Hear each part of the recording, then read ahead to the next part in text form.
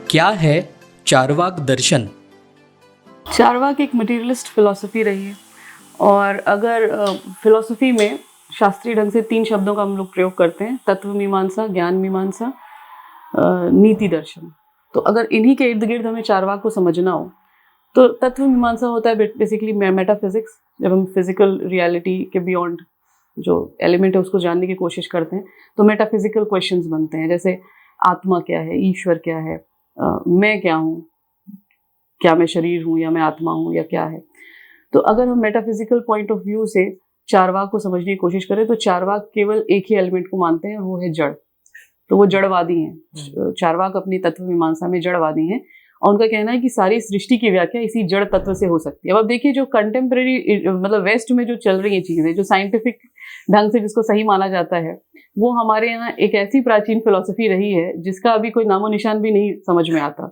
तो हम उस विचारों के लेवल पे हम उस दौर से गुजर चुके हैं जहां अभी बहुत सी चीजें वेस्ट में चल रही हैं। तो जड़ तत्व को वो बेसिक मानते हैं और उसमें भी वो पृथ्वी, जल, अग्नि और वायु, इन 4 को मानते हैं। आकाश को नहीं मानते क्योंकि आकाश को आप उसको परसीव नहीं कर सकते। तो जो आपको दिख नहीं सकता, प्रत्यक्ष नहीं हो सकता, उसको वो डिनाई करते हैं और वो कहते हैं कि 4 तत्वों से ही दुनिया बनी है।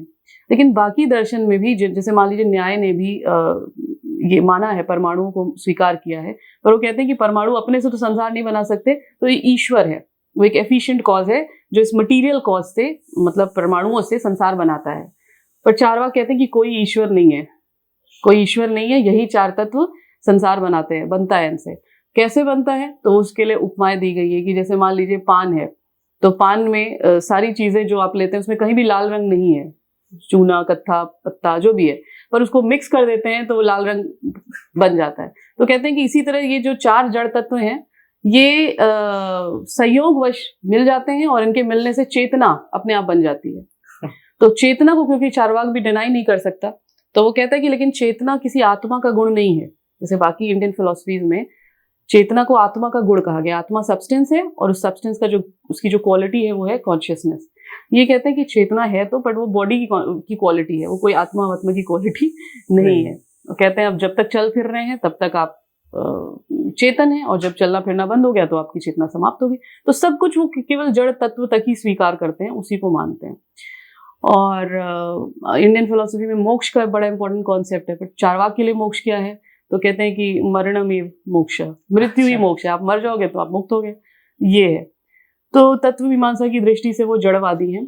ज्ञान मीमांसा की दृष्टि से वो प्रत्यक्षवादी हैं, क्योंकि ज्ञान मीमांसा में, फिलोसफी में हम लोग ऐसे क्वेश्चन से डील करते हैं कि ज्ञान क्या है, ज्ञान का स्रोत क्या है, ज्ञान की वैधता क्या है, प्रामाणिकता क्या है। तो अगर चार्वाक को देखें तो कहते हैं कि ज्ञान का एक ही स्रोत है और वो है प्रत्यक्ष। आपकी 5 इंद्रियां हैं, इन 5 इंद्रियों के अपने अपने विषय हैं। तो जो कुछ भी आप इन इंद्रियों के माध्यम से ग्रहण करते हैं, जिसका प्रत्यक्ष करते हैं, बस वहीं तक है ज्ञान। तो ये इनकी ज्ञान मीमांसा की दृष्टि से ये प्रत्यक्षवादी हैं। और अब अगर इनकी हम नीति मीमांसा, नैतिक दर्शन की बात करें तो उस दृष्टि से ये सुखवादी हैं। हमारे यहाँ नैतिक दर्शन में धर्म, अर्थ, काम, मोक्ष, ये 4 पुरुषार्थों को स्वीकार किया गया है। लेकिन चार्वाक के लिए इसमें अर्थ और काम, इन दोनों का महत्व है, लेकिन धर्म और मोक्ष का महत्व नहीं है।